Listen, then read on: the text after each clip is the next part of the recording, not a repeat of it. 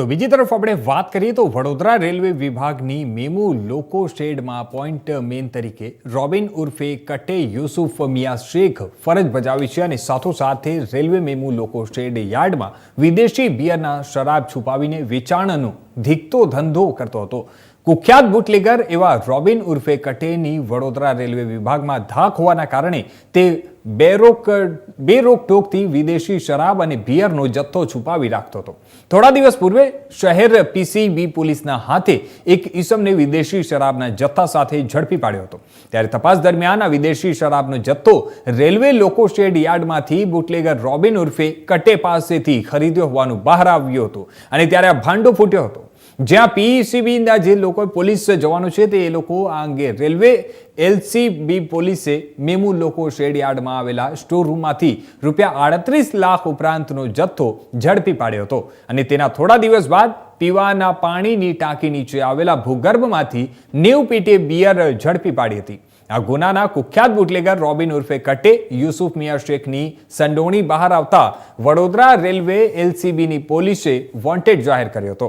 ત્યારે પોલીસથી આ લપાતો છુપાતો રહેતો કુખ્યાત બુટલેગર રોબિન ઉર્ફે કટે અંતે નવા યાર્ડ નજીકના ડીમાર્ટ પાસે એલસીબી પોલીસે સમક્ષ હાજર થયો હોવાનું લોકમુખે ચર્ચાઈ રહ્યું છે। ત્યારે જણાવી દઈએ કે વડોદરા રેલવે એલસીબી પોલીસે રોબિન ઉર્ફે કટેની અટકાયત કરી કાયદેસરની કાર્યવાહી હાથ ધરી છે અને ત્યારબાદ વડોદરા રેલવે પોલીસની હદમાંથી વિદેશી શરાબ ઝડપાયો હોવાના કારણે રેલવે એલસીબી પોલીસે વડોદરા રેલવે પોલીસને રોબિન ઉર્ફે કટેને સોંપ્યો હતો, જ્યાં રેલવે પોલીસ રોબિન ઉર્ફે કટેની ધરપકડ કરી વધુ તપાસ હાથ ધરી છે।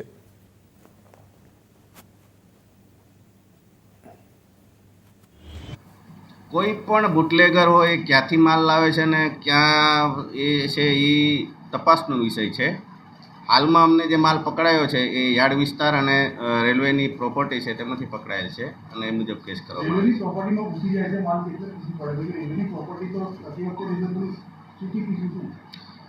છે। જે બોટલો પકડાયેલી એ છે એક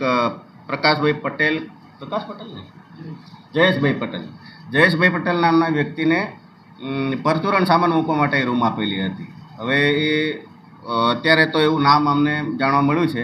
હવે પછી તપાસમાં કટે અને એ બીજા વ્યક્તિઓ સાથે કેટલો સંબંધ છે એ તપાસના અંતે જ ખબર પડશે।